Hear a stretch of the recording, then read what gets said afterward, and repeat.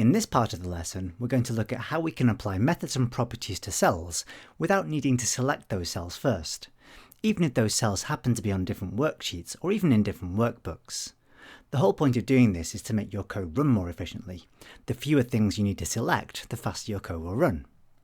So I've already extracted the files that we need for this session. Let's start by opening up the Jan Sales workbook, and you'll find yet another version of the Wiesel Beverages coffee shop. So we have a workbook containing 4 different shops, the same Paris, London, Milan and Hull, and a total worksheet. Let's start by opening up the Visual Basic Editor then, and we'll insert a new module ready to accept all the code we're going to write. For the first example, we'll make sure that we've got the total worksheet selected, and then we'll assign a value to cell A7 on that sheet. So we'll write the word total into cell A7 on the total sheet. Let's start by creating a new subroutine then, which we'll call cells on the active sheet, which is what we're talking about here. I'll get that spelled correctly eventually. Cells on the active sheet. And we'll begin by making sure that the total worksheet is the one that's selected. So I'll refer to the worksheets property, and following that I'll refer to the total sheet and then select it. In previous lessons, to change the value of a cell, we've often selected it first by saying, for example, range A7.select, and then we've written a separate instruction to change the contents of that cell. So we've referred to the active cell property and then the value property and made that equal to the value we want to pass into it. It's completely unnecessary to select a cell in order to change its value. So what we can do is combine these two instructions into a single instruction by removing the select and the active cell keywords, simply saying range A7.value equals total.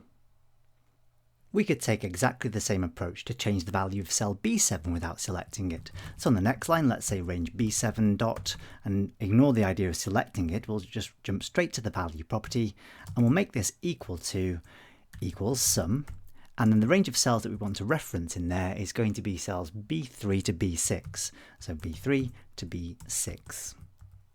I close the parentheses and then the double quotes, and that will assign that formula to that cell. All I need to do then is run the subroutine, but it might be helpful to see this happening step by step. So I'm going to move my screen around so that I can see both the VB editor and Excel in the background, and then use the F8 key to step through. So we're already on the total sheet, so I don't need to see that happening, but I should now see that the value of cell A7 changes without selecting that cell. You can see that A1 is the active cell currently, and then cell B7 will do the same thing. I'll assign a value or a formula to that cell without selecting the cell first. And then I can stop running the subroutine or press F8 on the end substatement.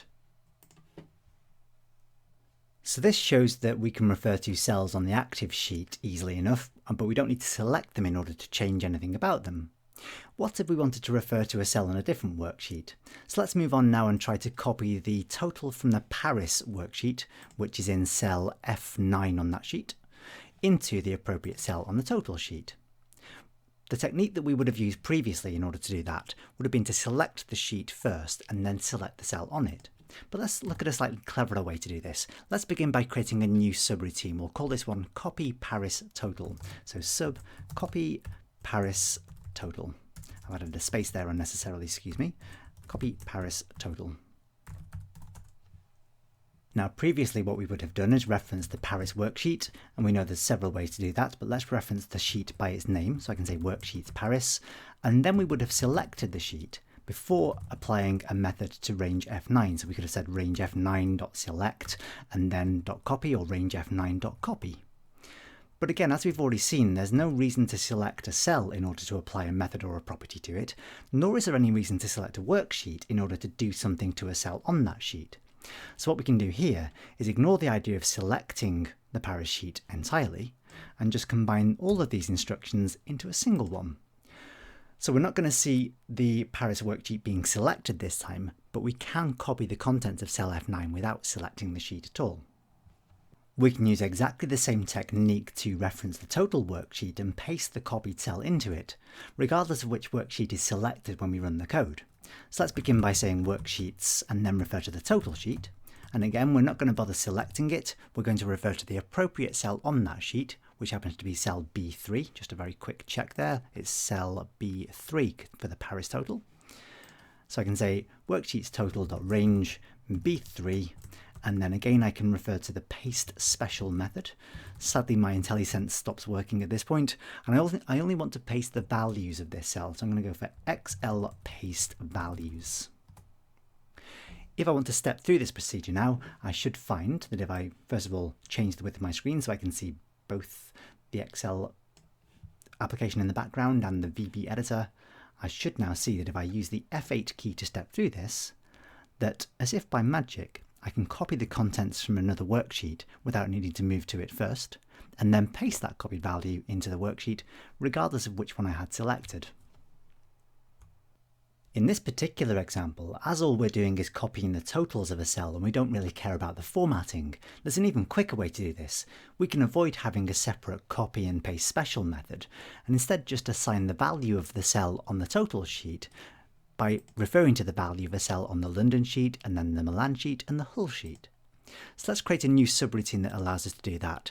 We'll create a new sub called copy other region totals. So sub copy other region totals. And again, I've got a little bit of inconsistency in my capitalization there, so let me just change that so that I'll be able to sleep tonight. The first thing I'll do in this new subroutine then is reference the cell whose value I want to change, and that's range B4 on the total sheet. So I can refer to worksheets, and then in some round brackets and double quotes, total dot range B4. I'll eventually spell range correctly. There we go. Range B4, and then the value of that cell. Now I want to make the value of that cell equal to the value of cell F9 on the London worksheet. Just so you can see the entire statement on one single screen width, I'm going to use the space underscore continuation character so that I can carry on writing this single instruction across multiple lines of code. So I'm going to now say worksheets London dot range F9 dot value. So that single instruction will simply change the value of cell B4 on this sheet to be equal to the value of cell F9 on the London sheet. I can then happily just copy and paste this statement a couple of extra times, as I need to repeat this for both Milan and Hull. So let's say worksheets total.range B5.value equals worksheets Milan.range F9.value. And then subsequently I can copy and paste that again and say worksheets total.range B6.value is equal to worksheets Hull.range F9.value. And once again, were I now to use the F8 key to step through this procedure, I'll see the values appearing without any selections being made whatsoever, which, although the code is slightly more awkward to step through and understand when things go wrong, is a much more efficient way to structure this kind of procedure. Finally, we can take this one stage further and reference a cell on a particular worksheet in another workbook without needing to select either the workbook or the worksheet or the cell. If I just navigate back to my desktop by pressing Windows D quickly, I want to open up the Q1 total workbook. When I do that, I'll find that I have a workbook with a single worksheet and a block of cells ready to accept the January total, February total and March total. I'll just now switch back to my January sales worksheet and then the VB editor in there. And what I'm going to do now is create another subroutine, which will be called copy to Q1 total workbook. So sub copy to Q1 total workbook. The first thing I'd like to do in this new procedure is reference the cell whose value I'd like to change. So again, just to demonstrate that, it's in the Q1 total workbook, it's in the total worksheet, and it's going to be cell B3. So back into the Visual Basic Editor, I'm going to just maximize the window so I can see the full width of the screen.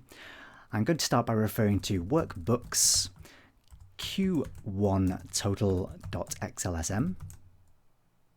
Sorry, beg your pardon, XLSX. If you're not sure, you can always check the name that's listed in the Project Explorer there. It's XLSX in this case, not M.